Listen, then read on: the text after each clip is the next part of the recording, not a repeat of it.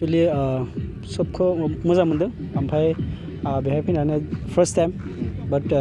बिराद मोजां एक्सिलेन्ट मोनदों ओमफ्राय सबखौ हेपि निउ इयार गोजोनथाव होबाय आरो माने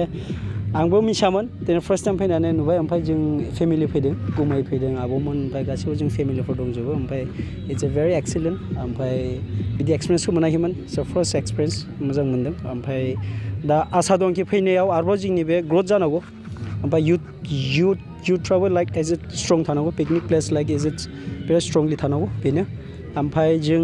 आसा दंखि आगोल फिउचार कामिं जेनेरेसनावबो बिदि आरोबाव बेनिफ्राय गिदिर जालांगोन बे आसा दङ ओमफ्राय बेनिफ्राय आरोबाव साबसिन एक्जिबिसन एसे मोजां जानो हानायनि थाखाय बिदिसै जायगाफोरखौ नायदोंना दासिमाव जायगाथ' नायाखिसै दा आंबो ब्लग खालायनोसै सानदों आंबो इउटुबार नालाय एसे ब्लगल' खालायनोसै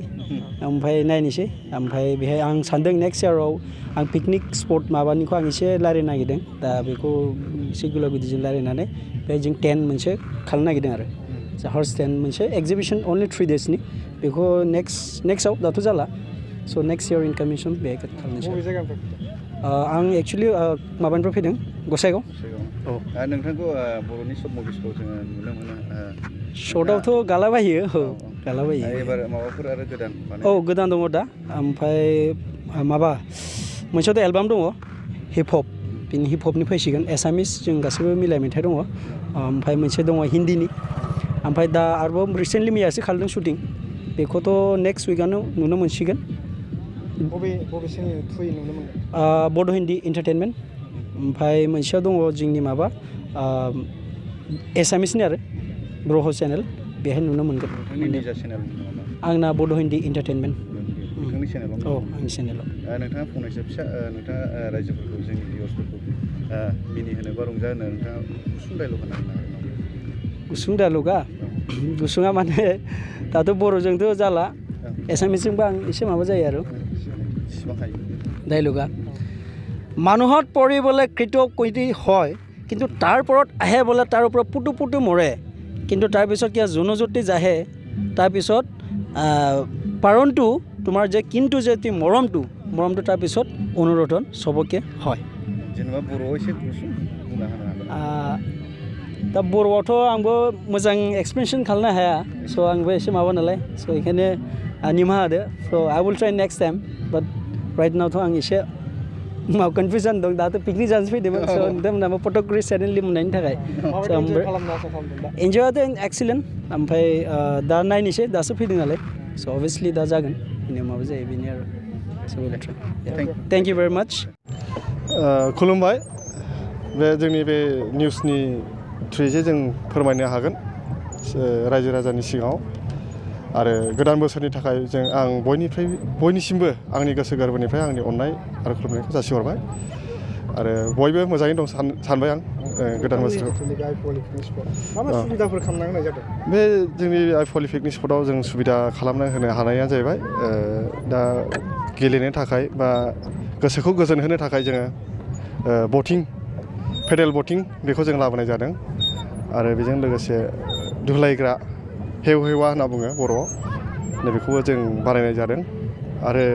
माखासे आइटेमखौ जों लाबोनाय जायाखिसै मानो होनोब्ला माखासे टेकनिकेलि प्रब्लेमनि थाखाय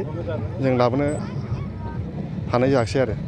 दा जोङो बे बटिं गंनै दं आरो बे दुलायग्रा दं नेचारेल बिउटि हिसाबै मा नुनो मोनगोन बे समायना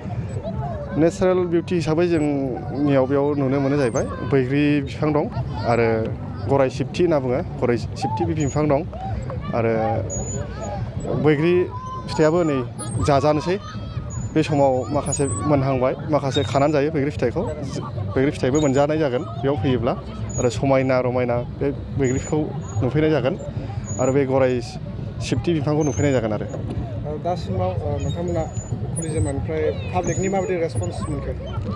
दाखिनि जों खुलिजेननायनिफ्राय जोंनियाव फैनानै पाब्लिकफ्राथ' बयबो मोजांखौनो मोनदों होननानै बुंलांदों दाख्लैबो बङाइगाव ग्रुप फैबाय ओमफ्राय ओरै बिजिनि ग्रुप फैबाय आरो गसाइगाव ग्रुप फैबाय बिसोर गासैबो माने जोंनि सिगाङावथ' मोजांखौनो मोनलांदों होनना बुंबाय आरो नेक्स्ट इयार फैबावगोन होननानै बुंदों आरो बिसोरो नोंथांमोननि पिकनिक स्पटआ साननैनि थाखाय बन्द' थाथ'गोन होननायखौ जों मिथियो बेयो माबोरै बे नंगौ माने साननैनि थाखाय बेयो बन्द' जागोन बन्द माने टटेलि बिदि बन्द जानाय नङा थारमाने जायफ्रा बेरायनो फैगोन बिसोरखौ बेरायहोगोन जोङो खिन्थु बेयाव साउन्ड दामनाय बा लोंनाय जानाय दिनै बेफोरो बन्द जागोन जानायफ्रा बन्द जागोन माने साउन्डआ बन्द जागोन मानो होनोब्ला खाथियावनो मोनसे प्रग्राम जागोन बे religion programme Christian youth conference दंनो बेयाव दा बिनि थाखाय साननैखौ जोङो 7 थारिख 8 थारिख जानुवारि बेनिफ्राय दा फैनो नागिरनाय सुबुंफोरनिफ्राय फैनो थाखाय मा खावलायगोन दा बे जोंनि पिकनिक स्पटआव फैनानै बयबो माने गोदान बोसोरनि बयबो जों फैनानै एन्जय खालामफैनो हागोन बा गावनि गोसोखौ बेयाव सान्ति खालामफैनो हागोन आरो बेयाव जों बयखौबो खावलायो जे फैनानै बेयाव दावराव दावसि खालामालासिनो मोजां सान्ति अनलायनाय बे प्रेम गोसो बेखौ लानानै बयबो माने रंजाफैयो बे आरोखि